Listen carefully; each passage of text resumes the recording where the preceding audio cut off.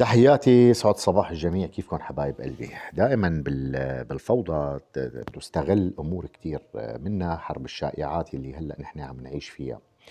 حرب الشائعات واللي هي حرب نفسيه تستخدم لاختراق نفوس البشر، اختراق عقولك، تغيير وجهات نظرك، تغييب عقلك، تزييف العقل، يعني تغييبك عن الواقع حتى.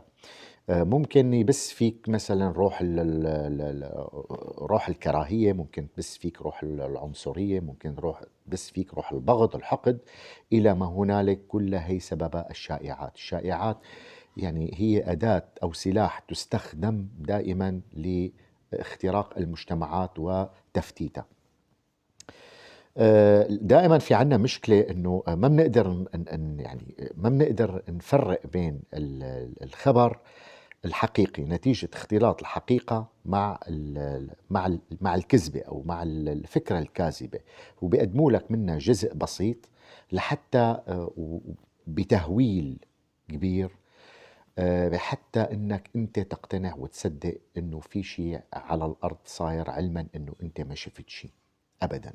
ولكن من هول الشائعة فبتصير تبدأ انت تصدق هذا الكلام وتقتنع فيه.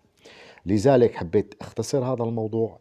حرب الشائعات هو حرب موجودة، هي موجودة وتستخدم في الحروب، وتستخدم الدول في هذا يعني في صراعاتها.